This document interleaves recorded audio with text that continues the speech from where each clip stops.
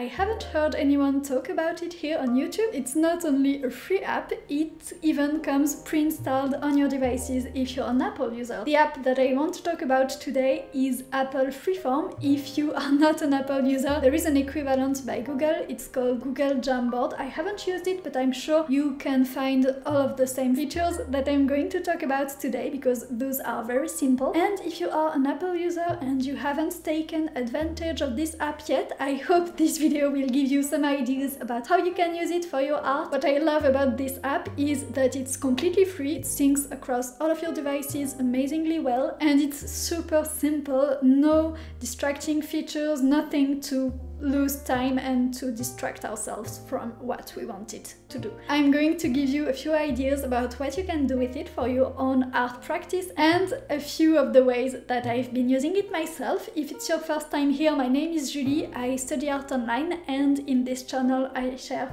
my journey, my process, and some tips. So if you're interested in art and creativity, you can subscribe if you want. And let's just get started. The first idea is to create inspiration boards. This can be a nice complement to Pinterest if you're used to using Pinterest to save ideas and inspirations for later on.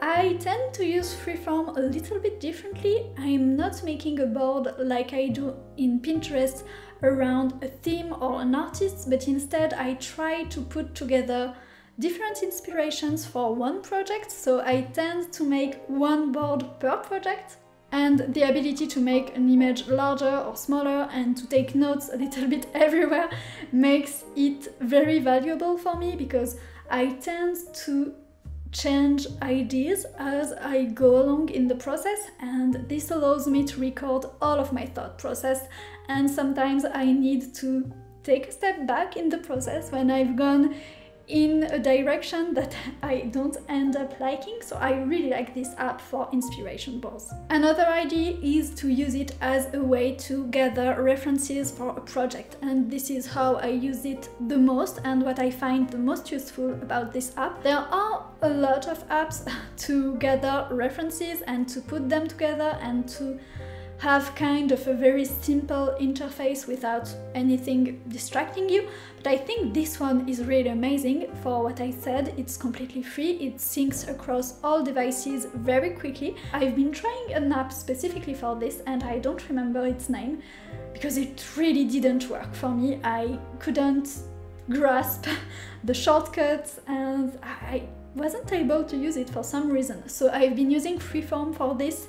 I tend to use multiple references for one drawing or for one subject in a drawing, and this is a very nice way to organize them, not too much. I can't get too involved in the organization of the board, which is nice as well because then I have to concentrate on my art project. My third idea is what I started using it for. It's going to be very specific if you're an online art student who has to submit assignments or to make presentations of your projects, maybe for coaching or something like that. I started using this app to format my assignments submissions for New Masters Academy because I submit my assignments to get some feedback, and I have to submit my drawings or my studies or whatever often side by side with my references to make it easier for the person critiquing me to see them both. So I've been using this app because it's extremely simple to put things side by side, and I can take photos on my iPhone and it syncs beautifully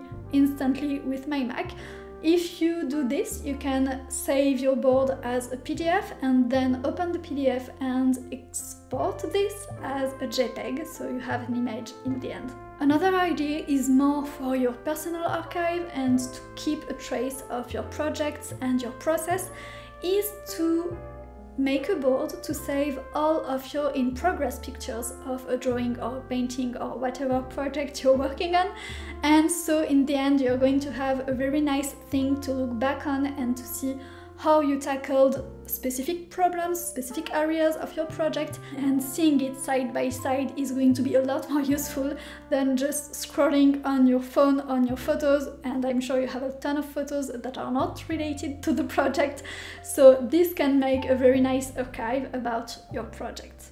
It's also a very nice place to develop ideas, because I've been talking mostly about saving pictures and putting them together, whether pictures found online, references, photographs, photos that you take of your project.